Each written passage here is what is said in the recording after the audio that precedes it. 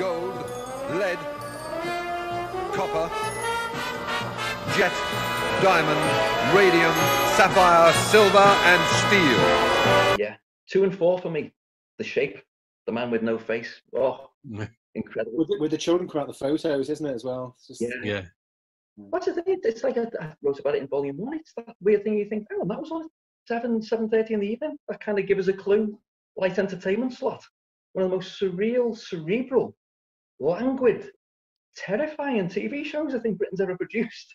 And it was that kind of, every now and again, I love stuff like that, where there's stuff like Twin Peaks, where it basically says, here's all the jigsaw pieces. I'm not going to put it together for you.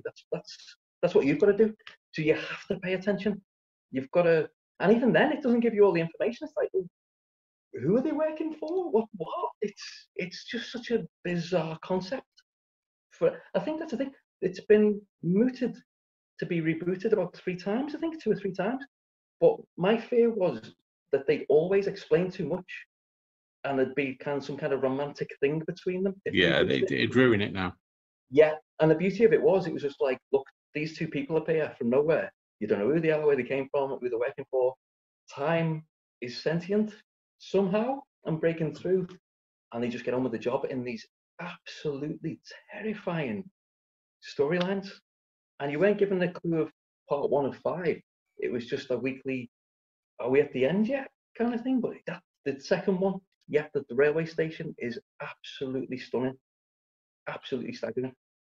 And especially when you see, like, when there's Sapphire turns around, the faces are like raw meat. Oh yeah, that was really creepy. They're just like, 7:30. But the one thing that bothers me, I've said this a number of times about the Sapphire and Steel, is they say, oh, you can't use heavy elements, so medium weight elements have to be used. Neither Sapphire nor Steel are elements. It really upsets me. There was, as a kid, I always found it very, very scary. And even as an adult now, I can watch a lot of horror films, and they don't have an effect on me. I enjoy them, but they don't scare me. I don't find them that creepy. There was something about Sapphire and Steel I can't quite put my hand on, and I think some of it is to do with the way that it was lit, and it was so cheaply done, but it had a certain creepy atmosphere to it. The way that it looked. It's that very old style of TV, almost like Rising Damp had the same kind of quality to it. Very dark. Yeah. Very grainy. I think the thing about Sapphire and Steel is there's a stillness to it. Yeah. If you watch it, it's very still until something happens. So you're waiting for that stillness to be broken, I think. There will be minutes on end with no dialogue. Just a vibe and a mood and those dirty sets. And like you said, you're waiting for someone to talk, almost. Yeah.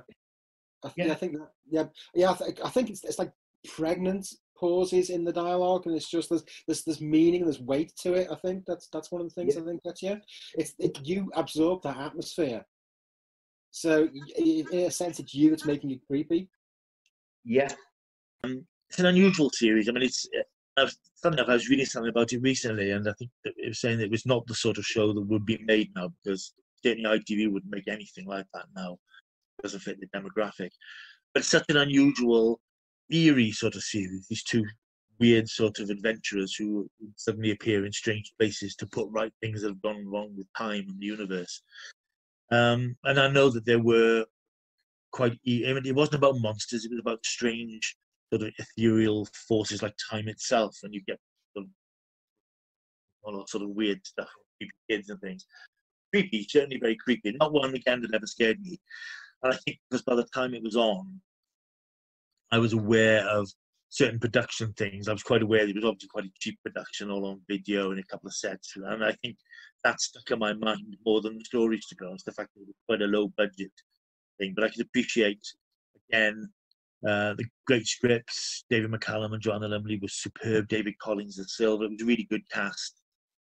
But it was eerie. And I haven't watched it for years, and I'm probably due a rewatch at some point just to remind myself of it. But it's certainly quite very unusual. There's nothing really like it that's ever been made on British television, I don't think. And for what it dealt with and the way it dealt with these peculiar stories. And like I say, watching it and trying to think that we wouldn't have this sort of thing today. Nobody would be brave enough to take a punt on something so left field as this, because it doesn't fit the very narrow limits they have of what they think people will watch.